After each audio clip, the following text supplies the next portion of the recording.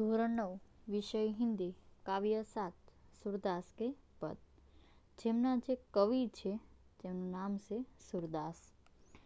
सूरदास નો जन्म सन 1478 में हुए थे और उसका निधन 1573 में हुए थे।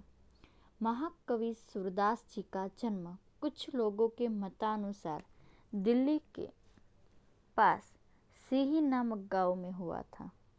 महाकवि सूरदास जी का जन्म कुछ लोगों के मतानुसार महाकवि सूरदास जी નો જન્મ અમુક લોકોના મત અનુસાર દિલ્હીની પાછળ સિંહી નામનું જે ગામ છે ત્યાં થયો હોવાનું મનાય છે। कई लोगों का मानना है कि इनका जन्म मथुरा के पास रुकना या रेणुका क्षेत्र में हुआ था। ઘણા લોકોનું એવું માનવું છે કે એમનો જે જન્મ છે મથુરાની પાસે રૂકના અથવા તો રેણુકા ક્ષેત્રની અંદર થયો હતો। इनका जन्माद होना विवादास्पद है। તેમનું જન્મસ્થળ વિશે લોકો વચ્ચે વિવાદાસ્પદ ઊભો થયેલો છે। वल्लभाचार्य इनके गुरु थे। તમને લોકોને પ્રશ્ન પૂછવામાં આવે सूरदास के गुरु के नाम क्या थे, तो वल्लभाचार्य।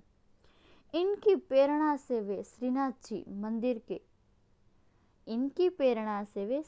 जी मंदिर में कृष्ण की लीलाओं से संबंधित पदों की रचना करते थे। એની પ્રેરણાથી જે શ્રીનાથજીનું મંદિર છે એ કૃષ્ણની જે લીલાઓ સાથે સંબંધિત આ પદોની અંદર રચના કરેલી છે। એ કૃષ્ણ કે અનન્ય ભક્ત છે, તે શ્રી કૃષ્ણના અનન્ય ભક્તિની અંદર લીન થયેલા એક કહીએ તો ભક્ત કહેવાય છે।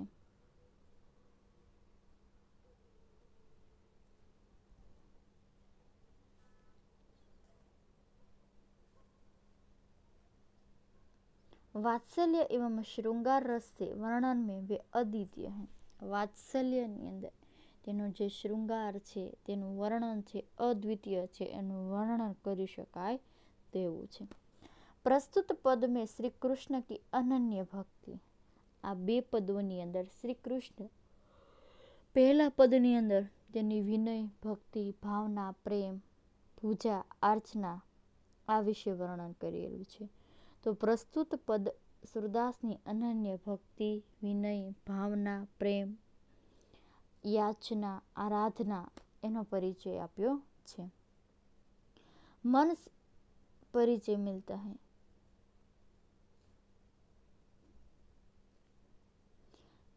उनका मन सिवाय कृष्ण के અહીં और सुख नहीं पाता। सूरदासનું મન છે શ્રી કૃષ્ણની ભક્તિ સિવાય ક્યાંય સુખી થતું નથી અથવા તો ક્યાંય સુખ પામતું નથી। जिन आँखों ने कमल के समान नयन वाले श्री कृष्ण का दर्शन कर लिया हो वे और देवता की आराधना कैसे कर सकता है। जे आँखों जे कमल जेवी आँखों श्री कृष्णना दर्शन करी लीधा छे ए बीजा देवी देवताओनी आराधना कई रीते करी सके। आराध्य देव का गुणगान सुर ने किया। आराध्य देव श्री कृष्णना जे गुणगान छे ते सूरदासे गाया छे। दूसरे पद में भी कृष्ण का मनमोहक वर्णन किया है। बीजा पदनी अंदर पण श्री कृष्ण मनमोहक वर्णन करवामां आव्युं छे। बालकृष्ण की चेष्टाओं के माध्यम से बालक कृष्ण की मनोरम्य वर्णन किया गया।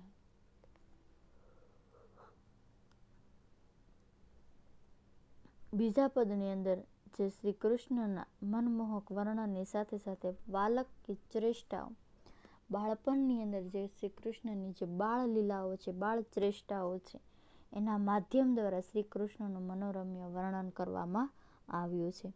તો વિદ્યાર્થી મિત્રો આની સાથે સાથે એક અમુક જે પરિચય છે એ પણ હું તમને સમજાવીશ। તો જે सूरदास કવિ એટલે કે છે કે જે सूरदास કવિ છે તે લોકોને તેમના જન્માંત વિશે વિવાદાસ્પદ હતો। તેમના ગુરુ વલ્લભાચાર્ય હતા। તે શ્રીનાથજી મંદિરની અંદર જે શ્રી કૃષ્ણની લીલાઓને સંબંધિત પદોથી તેમણે પોતાની રચના, અનન્ય ભક્તિ, યાચના, પ્રેરણા તે શ્રી કૃષ્ણની ભક્તિ પ્રત્યે એને પ્રેરણા મળી હતી. શ્રી કૃષ્ણના વાત્સલ્ય શૃંગાર દ્વારા તેમનું વર્ણન છે અદ્વિતીય ગણાય છે. સૂરદાસની અનન્ય ભક્તિ, ભાવના, પ્રેમ, યાચના, આરાધના તેમનો પરિચય આપે છે.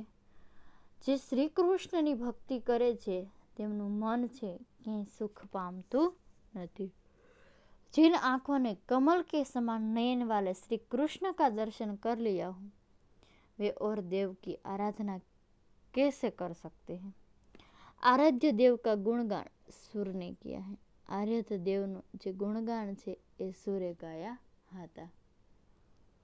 दूसरे पद में श्री कृष्ण का मनमोहक वर्णन किए છે. બીજા પદની અંદર શ્રી કૃષ્ણનું મનમોહક વર્ણન કરવામાં આવ્યું છે. बाल कृष्ण की चेष्टाओं के माध्यम से बालक कृष्ण का मनोरम्य वर्णन किया है. बाल कृष्णની જે શ્રેષ્ઠાઓના માધ્યમ દ્વારા બાળક કૃષ્ણનું મનોરમ્ય વર્ણન કર્યું હતું. તો આની સાથે સાથે વિષય પ્રવેશ છે. તો વિષય પ્રવેશની અંદર કહેવામાં આવે છે કે સૂરદાસ શ્રી કૃષ્ણનો અનન્ય ભક્ત છે. સૂરદાસ છે તે શ્રી કૃષ્ણના એક અનન્ય ભક્ત ગણાય છે. श्री कृष्ण की भक्ति ही उनके मन को शांति देती थी. श्री कृष्ण की भक्ति જેમના મનને શાંતિ આપતી હતી. यहाँ सूरदास जी के 2 पद दिए गए हैं. અહીંયા सूरदासના 2 પદો આપવામાં આવ્યા છે. पहले पद में श्री कृष्ण के प्रति उनकी अनन्य निष्ठा के दर्शन होते. પહેલા પદની અંદર શ્રી કૃષ્ણની અનન્ય ભક્તિની નિષ્ઠા, આર્ચના સમજાવવામાં આવે છે અને દર્શન થાય છે. दूसरे पद में घुटनों के बल पर चलने वाले बाल कृष्ण की अनुपम छवि का वर्णन है. બીજા પદની અંદર ઘૂંટણ પર ચાલવા વાળું જે બાળ કૃષ્ણ શ્રી કૃષ્ણ છે એની અનુપમ છબીના દર્શન થાય છે. તો જે શ્રી કૃષ્ણનું વર્ણન કરે છે તેમની બાળ લીલાના વર્ણન કરીએ છીએ. તેણે બાળપણમાં જે પોતાના ગુવાળો સાથે, ગોપીઓ સાથે જે લીલા રચેલી છે તેમનું આ કાવ્યની અંદર વર્ણન થાય છે. અને વર્ણનની સાથે સાથે શ્રી કૃષ્ણની અનન્ય ભક્તિના દર્શન પણ થાય છે. જ્યારે જ્યારે આપણે જોઈએ છે ને શ્રી કૃષ્ણને, તો જે બાળક જે શ્રી કૃષ્ણ હતા ને તેમની મૂર્તિ છે ખૂબ જ સુંદર મનોહર હતી. એના હાથોની અંદર માખણ લાગેલું હોય છે. ઘૂંટણોના બળ પર તે ચાલતા હોય છે. જેવી રીતે નાનું બાળક છે ગોઠણ પર ચાલીને ચાલતું હોય એ રીતે ઘૂંટણ પર ચાલે છે. એના મોઢું છે એ માખણથી ખરડાયેલું હોય છે. તેના ગાલ છે એ સુંદર હોય છે. એની ગાલોની બાજુમાં લટકતી લટો નીકળતી હોય છે. એની આંખો છે એ ચંચળ મનની દેખાય છે. તેમના માથાની ઉપર ગોરોચનનું તિલક દેખાતું હોય છે. એને જે લટો મદમસ્ત લટો જે ઝૂલતી હોય છે એ ઝૂલતી લટોના કારણે તેનો ચહેરો છે વધારે સુંદર લાગતો હોય છે. અને ગળાની અંદર કઠુલા માળાઓ પણ પહેરેલી હોય છે. આ શ્રી કૃષ્ણનો જે શ્રૃંગાર જોઈએ છે અદ્વિતીય વર્ણન છે. જે શ્રી કૃષ્ણની છબી છે એ આપણા મન મસ્તિષ્કની અંદર છે. એક તસવીર છે એ ધારણ કરી લઈએ છીએ અને જે આપણું મન છે એ છબીને અંકિત થઈ જાય અને એ છબી વારંવાર આપણા ચહેરાની સામે દેખાતી હોય છે.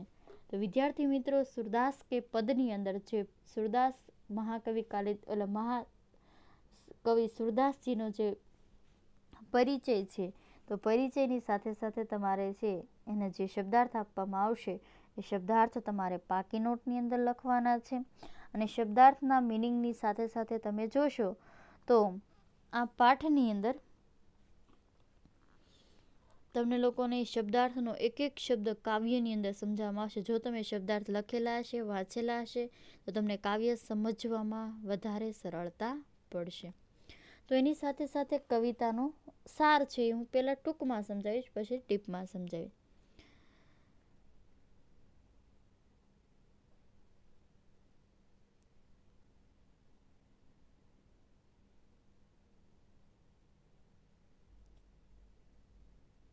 મન જહાજ કા પંછીની વાત છે.